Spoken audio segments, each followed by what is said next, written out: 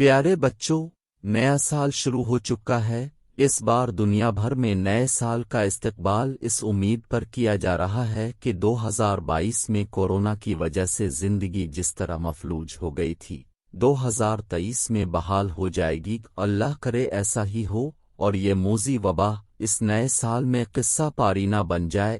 نیا سال اگرچہ کیلنڈر بدلنے سے تعلق رکھتا ہے، لیکن انسانی زندگی پر اس کے بڑے گہرے اثرات مرتب ہوتے ہیں۔ ایک سال میں 365 دن ہوتے ہیں اور ہر دن ایک نئی صبح کے ساتھ نئی امیدیں اور توقعات لے کر طلوع ہوتا ہے۔ حالات ٹھیک ہوں تو یہ دن پلک جھپکتے ہی گزر جاتے ہیں، مشکلات درپیش ہوں تو ایک ایک دن پہاڑ بن جاتا ہے۔ گزرے سال میں ایسا ہی ہوا۔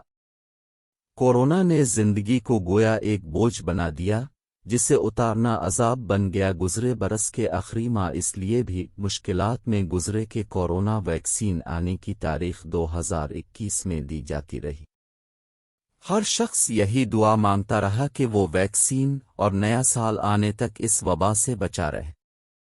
اب یہ نیا سال شروع ہو گیا ہے اور پوری انسانیت کی دعا ہے کہ یہ دنیا کے لیے خیر و عافیت کا سال ثابت ہو، معمول کی زندگی پھر لوٹ آئے، گہما گہمی اور شہروں کی چکا چوند فضا پھر سے بحال ہو جائے۔ پیارے بچوں، لاک ڈاؤن اور سکولوں کی بندش کی وجہ سے اب نئے تعلیمی سلسلے آن لائن ایجوکیشن سسٹم سے روشناس ہوئے، جس میں اپنے کمپیوٹر، لیپ ٹاپ اور موبائل سے استفادہ کرتے ہوئے اپنے تدریسی سلسلے کو جاری رکھا بغیر امتحان دیے۔ اگلی کلاس میں ترقی یقیناً آپ کو پسند نہیں آئی ہوگی۔ 2021 میں بھی اس مرض سے نجات نظر نہیں آ رہی۔ اب بھی گھروں میں بیٹھے بیٹھے بیزار ہو گئے ہوں گے اور اسکول میں نصابی اور غیر نصابی سرگرمیوں کی یاد ستا رہی ہوگی۔